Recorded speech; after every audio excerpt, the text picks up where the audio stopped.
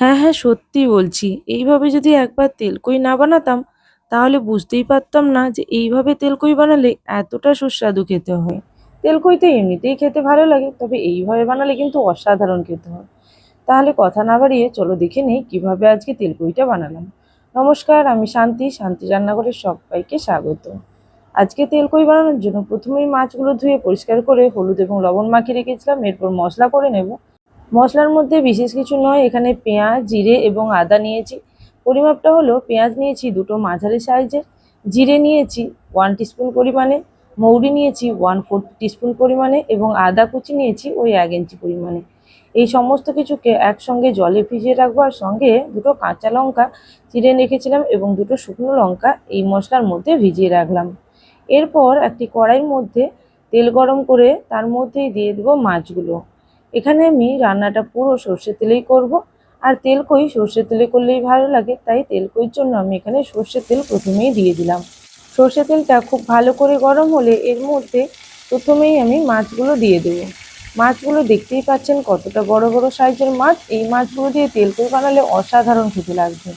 তাই মাছগুলো প্রথমেই দিয়ে মাছগুলো ওয়েট করব কিছুক্ষণ ভাজার জন্য।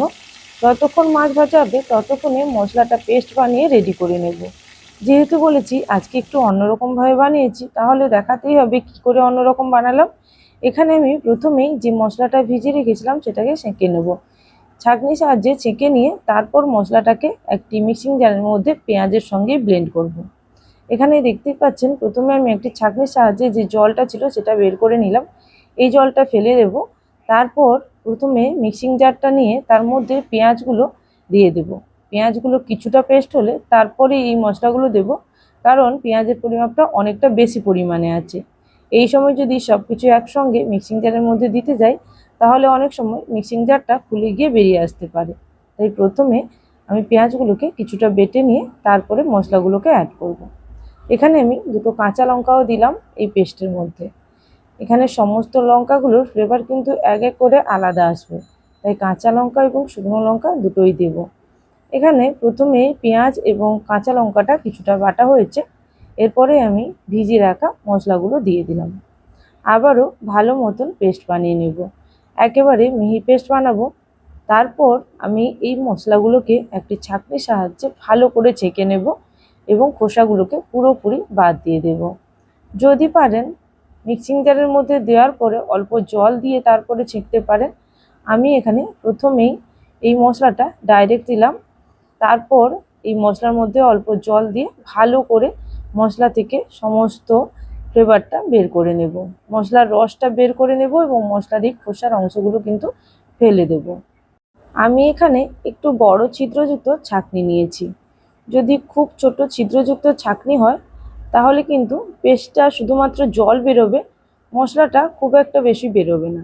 আর এই ছাঁকনিটা নেওয়ার কারণে মশলার একেবারে প্লেন পার্টটা বেরিয়ে গেল, একটু যেটা বড় বড় দানা দানা আছে বা একটু বড় খোসা টাইপের সেগুলো কিন্তু থেকে গেল।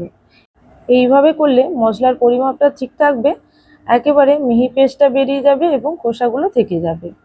এখন মশলাটা পুরোপুরি রেডি। দেখতেই পাচ্ছেন এই পরিমাণে এবং এই ঘনত্বের একটি মশলা রেডি হয়েছে। এবার এই মশলা পেস্টের মধ্যে অল্প হলুদ এবং অল্প লঙ্কার গুঁড়ো দিয়ে দেব। এখানে আমি ঝালের জন্য দুটো লঙ্কা দিয়েছিলাম। এরপরে শুধুমাত্র কালারের জন্য অল্প কাশ্মীরি রেড চিলি পাউডার দিলাম। এবার সব কিছুকে ভালো করে মিশিয়ে নেব। এখানে আমার মশলাটা কিন্তু পুরোপুরি রেডি হয়ে থাকলো।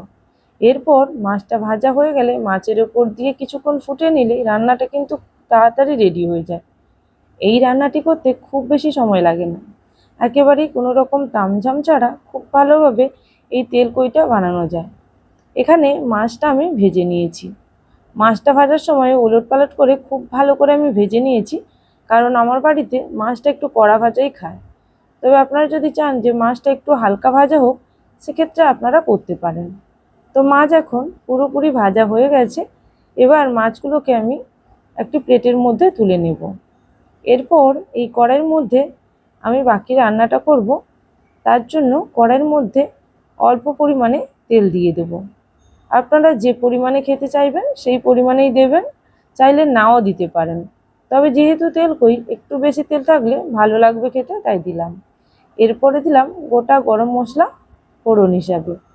এরপর যে মশলাটা করে রেখেছিলাম সেই মশলাটা দিয়ে দেব। এবার মশলার জলটা যখন ফুটতে শুরু করবে, তারপরে আমি ভেজে রাখা মাছগুলো দিয়ে দেব। এখানে এখন মশলাটা ফুটতে শুরু করে দিয়েছে, আর এই সময় আমি মাছগুলো দিয়ে দিচ্ছি। এখানে আমি 3 জনের মতন রান্না করছি, তাই পরিমাপটাও সেই পরিমাণে নিয়েছি। আপনারা যখন বেশি পরিমাণে করবেন তাহলে পেঁয়াজের পরিমাণ এবং মশলার পরিমাণগুলো কিছুটা করে বাড়িয়ে নিতে হবে। এবার ঢাকনা দিয়ে কিছুক্ষণ ফুটতে দেব। তবে রান্নাতে এখন আমি লবণ দেব। লবণ আগে আমি দেইনি, তাই মশলার জন্য লবণ দেব। অলরেডি মাছের মধ্যে লবণ আছে, সেই বুঝে আমি লবণ দিলাম। এবার হাই ফ্লেমে কিছুক্ষণ ফুটিয়ে নেব, এবং গ্যাসের ফ্লেম যখন হাই থাকবে তখন ঢাকনা দিয়েই ফুটিয়ে নেব। আর পুরো রান্নাটা ঢাকনা দিয়েই হবে, কারণ রান্নাটা আর বেশি কিছু বাকি নেই। একেবারে শেষে 2টো চেরা কাঁচা লঙ্কা এবং অল্প সর্ষে তেল দিলেই রান্নাটা রেডি হয়ে যাবে। এখন ঢাকনা দিয়ে আমি 5 মিনিট মতন হাই ফ্লেমে ফুটিয়ে নেব, আর একেবারে শেষে 1 থেকে 2 মিনিট স্লো ফ্লেমে ফোটাবো। এখন দেখো 5 মিনিট মতন পরে আমি দেখে নিচ্ছি যে কেমনভাবে রান্নাটা রেডি হলো। এখন মশলাটা ঘনত্ব অনেকটাই বেড়ে গেছে, এবং এর মধ্যে মাছগুলোকে আমি উলটপালট করে নিচ্ছি। আর এই সময় চেরা কাঁচা লঙ্কাটাও দিয়ে দেব, এবং তারপর আবারও ঢাকনা দিয়ে বেশ কিছুক্ষণ ফুটিয়ে নেব। ওই ধরুন 1 মিনিট মতন ফুটিয়ে নিলেই হবে। এদিকে আমি কাঁচা লঙ্কাটা যেহেতু আগে থেকে চিড়ে রাখিনি, তাই এখন ঢাকনা দিয়েই কাঁচা লঙ্কাটা চিড়ে নিচ্ছি। আর এই পর্যায়ে কাঁচা লঙ্কাটা চেরা হয়ে গেলে ঢাকনাটা খুলে কাঁচা লঙ্কাটা দিয়ে দেব। এরপর রান্নার জন্য আমি একেবারে শেষে অল্প সর্ষের তেল দেব। মাঝে আমি কাঁচা লঙ্কাটা দিয়ে দিয়েছিলাম, আর এখন গ্রেভিটা পুরোপুরি ঘন হয়ে গেছে। দেখতেই পাচ্ছেন কালারটাও খুব সুন্দর এসছে, উপরে কিন্তু তেল ভেসে উঠেছে। এই পর্যায়ে ওপর থেকে অল্প সরষের তেল দিলাম, ওই ধরুন হাফ টিস্পুন মতন। রান্নাটি এখন পুরোপুরি রেডি। গরম গরম ভাতের সঙ্গে এই তেলকই অনবদ্য লাগে। একবার খেয়ে দেখুন, যদি ভালো লাগে অবশ্যই কমেন্ট সেকশানে জানাবেন। আর যারা এখনও পর্যন্ত চ্যানেলটিকে সাবস্ক্রাইব করেননি, অবশ্যই চ্যানেলটিকে সাবস্ক্রাইব করে নিয়ে পাশে থাকা বেল নোটিফিকেশানে ক্লিক করে রাখবেন। তাহলে আজকের জন্য এই পর্যন্ত। আবারও চলে আসবো নতুন কোনো রেসিপির সঙ্গে।